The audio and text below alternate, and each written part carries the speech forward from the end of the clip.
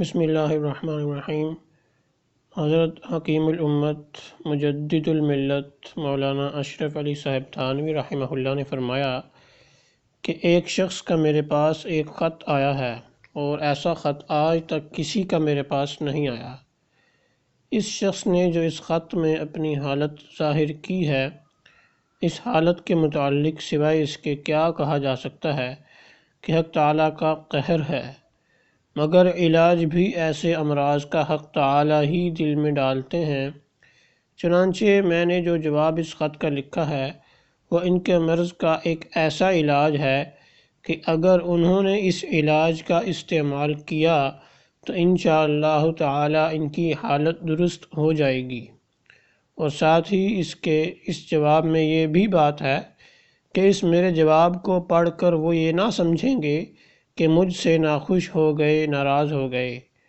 اس کے بعد وہ خط پڑھ کر حاضرین کو سنایا، مگر اس شخص کا نام ظاہر نہیں کیا۔ وہ خط یہ تھا: نقل خط: خاکسار کی سوانح عمری یہ ہے کہ کچھ دنوں والد صاحب سے تعلیم پائی، پھر فلاں مقام پر مولانا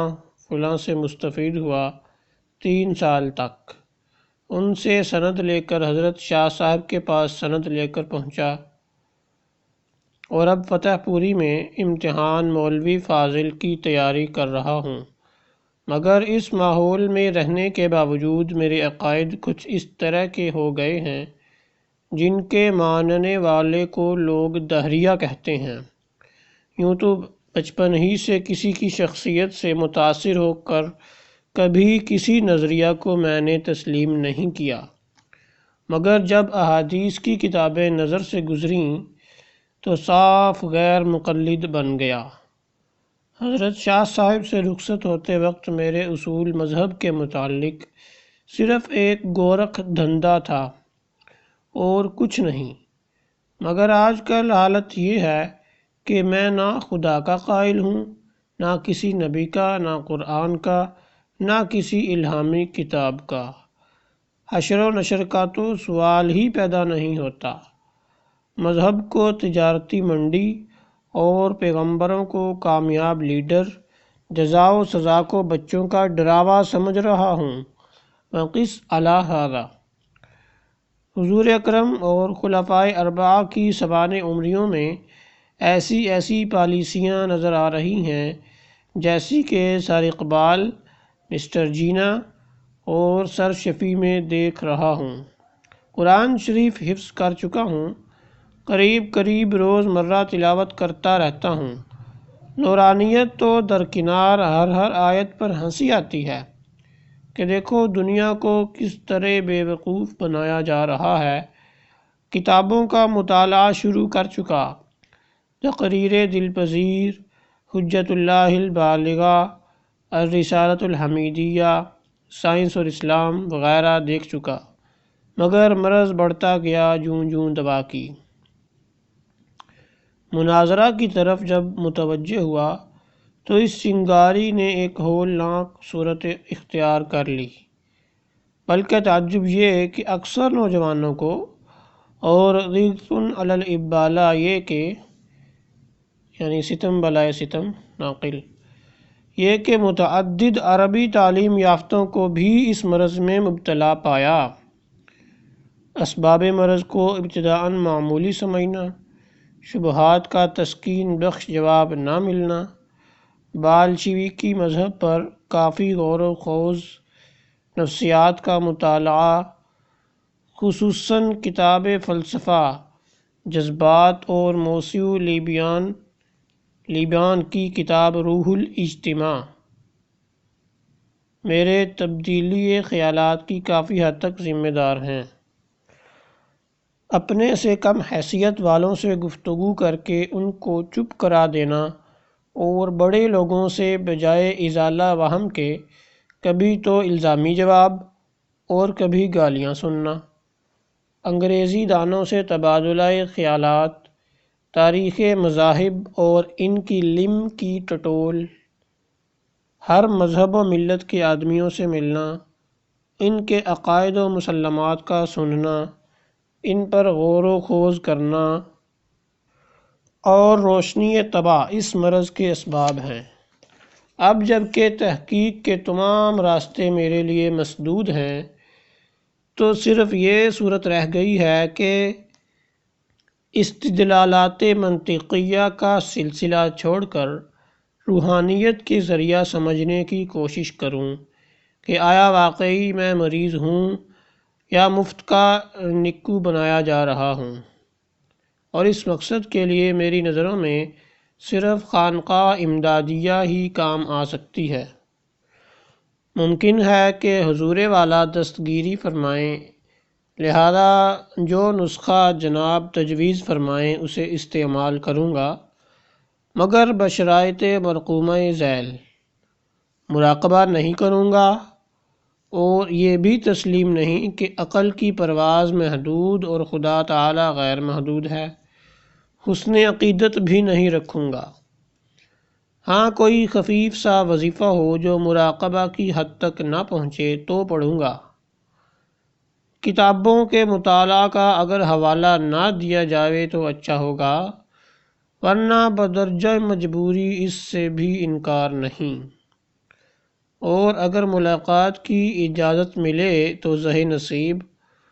اور خط کشیدہ اسباب کو بھی نہیں چھوڑ سکتا،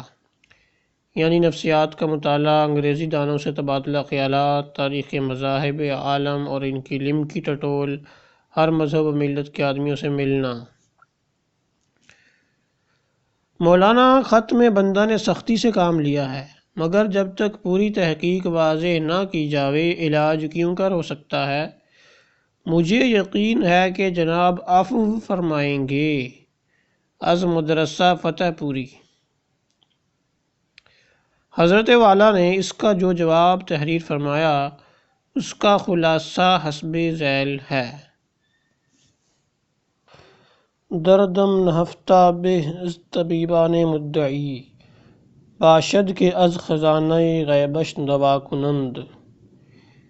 یعنی درد دعویٰ کرنے والے طبیبوں کے ساتھ ہے، وہ اسے غیب کے خزانے سے علاج فرمائے۔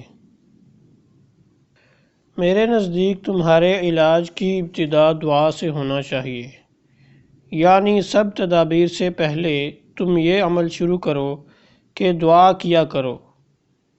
کہ اے اللہ مجھ کو صراط مستقیم پر قائم فرما۔ رہا یہ شبہ کہ جب تم خدا تعالی ہی کے قائل نہیں تو پھر دعا کس سے کی جاوے، تو اس کا جواب یہ ہے کہ اگرچہ تم خدا تعالی کے قائل نہیں، اگر تمہارے پاس حق تعالی کی نفی کی بھی کوئی دلیل نہیں، جب تمہارے پاس نہ وجود کی دلیل ہے نہ نفی کی، تو تم کو حق تعالی کے وجود کے محتمل اور ممکن ہونے کا عقلاً قائل ہونا پڑے گا، اور دعا کے لیے احتمال کافی ہے جس میں تمہارا نہ کوئی ضرر نہ مشقت۔ جب تم میری اس تجویز پر عمل شروع کر کے اپنی حالت سے مجھ کو مطلع کرو گے تو پھر آگے مشورہ دوں گا۔ پھر حضرت حکیم الامت دام ظلہم العالی نے ارشاد فرمایا کہ اسی وجہ سے میں کہا کرتا ہوں کہ مختلف مذاہب کی کتابیں دیکھنا بلکہ مختلف مذاق کے لوگوں سے ملنا مضر ہے۔ پھر اس کے ایک عرصہ بعد حضرت حکیم الامت دام ظلہم العالی نے فرمایا کہ اگر یہ شخص میری تجاویز پر عمل کرتا تو انشاءاللہ تعالی اس کی حالت درست ہو جاتی، مگر اس شخص نے پھر مجھ کو کسی قسم کی کوئی اطلاع ہی نہیں کی۔ الافادات الیومیہ من الافادات القومیہ، ملفوظات حکیم الامت، 9ویں جلد، صفحہ 164 تا 167، ملفوظ نمبر 150، ادارہ اسلامیات لاہور کراچی، ناشر المکتبۃ الاشرفیہ، جامعہ اشرفیہ، فیروز پور روڈ، لاہور۔ یہ خط اور اس خط لکھنے والے کی صورتحال ان لوگوں کے لیے عبرت ہے کہ جو خود کو بہت زیادہ عقل مند سمجھتے ہیں اور اپنے آپ کو حافظ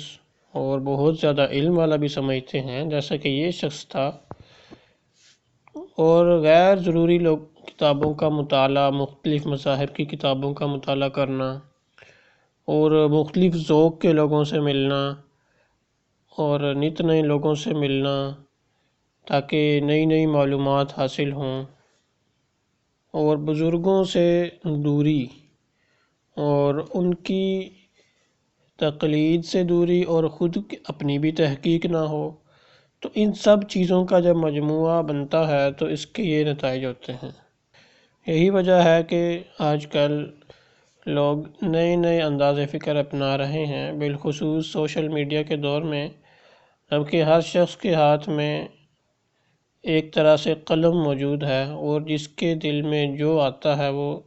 اپنی تحقیقات، نت نئی تحقیق کے نام پر کچھ نہ کچھ پیش کرتا رہتا ہے، اور اسی طرح ہر شخص کو پڑھنے کی سہولت بھی مل چکی ہے، تو اس طرح مختلف مزاج کے لوگوں نے مختلف مذاہب بنا لیے ہیں، جس کی